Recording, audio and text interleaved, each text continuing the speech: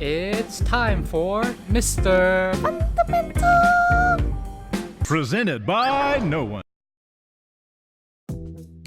A few years ago, the Houston Rockets paired James Harden and Chris Paul through a trade. Although CP3 was ball dominant, he developed a reliable jumper, making him a decent fit next to Harden.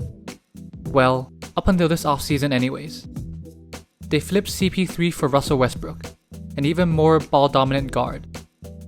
Both Harden and Westbrook have emphasized that they'll make it work with the connection that they had since their OKC days, but I'll believe it when I see it. I'll focus more on Westbrook playing off-ball, because I covered Harden's effect off the ball in another video, so do go and check that out. The first change the Houston Rockets made was having Mike D'Antoni put on glasses, copying a coach who just won a championship. With Westbrook on board, one of the things I want to point out is pace, and it's already showing in preseason.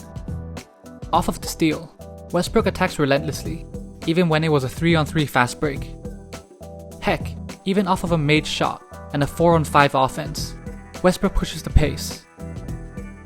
For a team that focuses so much on analytics, and a coach that preached the 7 seconds or less offense, the Rockets have been trending the opposite direction in terms of pace. Harden's tendency to isolate definitely plays a role in that. On this possession, Harden just avoids the 8-second violation.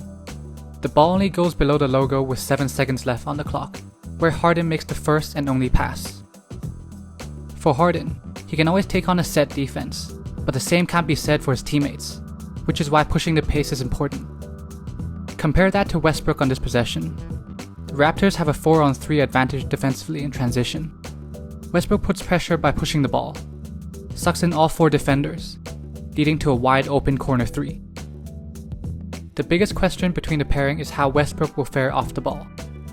In their 2 preseason games against the Raptors, it seems like his poor shooting from deep didn't matter, but this was more about the Raptors' defensive schemes.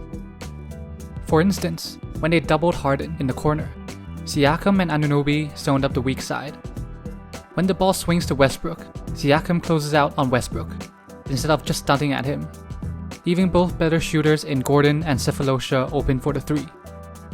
It's great to see him swing the ball right away, instead of holding onto the ball or jack up a contested 3. However, this possession will be closer to what he will face next season. His man will help on the pick and roll.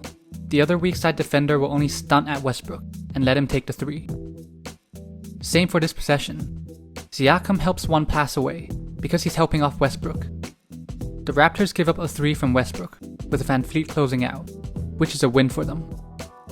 24% from deep during preseason isn't a good sign, and also why McCall could bump the roll man during the Harden pick and roll. His bad habits are still there. I doubt he was supposed to stand at the wing while Gordon and Tucker run past him. There was no offense, and this brick doesn't help with his shooting numbers. He is still getting used to playing off the ball, since he should curl off the screen and get the ball near the top, rather than near the half-court line. Luckily, this was only a diversion for a really nice lob play. If Westbrook wants to be more effective off the ball, he'll need to combat some bad habits. First, it is his tendency to stand a few steps behind the 3-point line when he's away from the action. He barely passes the 3-point line when Capella sets the screen. Harden hesitates to attack, probably because there's a sea full of red in front of him, since Siakam doesn't need to guard Westbrook at the logo. When Harden has nowhere to attack, they both end up on the right wing. After handing it off to Gordon, he's approximately 2 steps away from him. This gives Gordon no room to attack and jacks up a contested 3. Another bad habit is his 3-ball volume. While it's great that he's still willing to take 3s, since it'll keep the defense somewhat honest, but I've rarely seen him make a 3 spotting up on the weak side.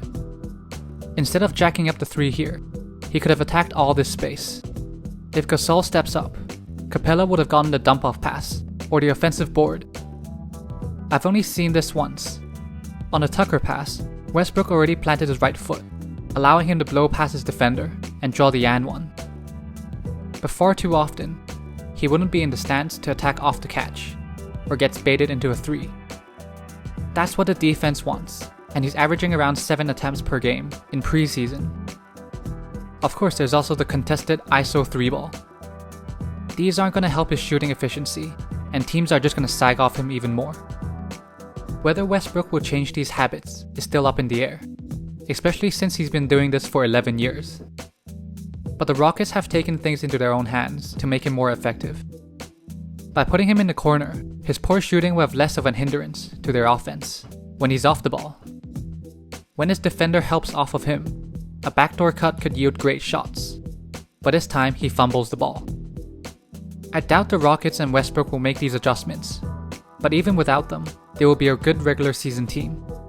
They've already staggered Harden and Westbrook's minutes, so they'll have the offense to themselves most of the time. Westbrook will also have the most spacing he's ever had with the Rockets, but the adjustments in this video will let him and Harden play together for longer stretches and see more playoff success. Thank you for watching this video, and I hope you enjoyed it. Please give it a thumbs up down below, subscribe, and I'll see you next time.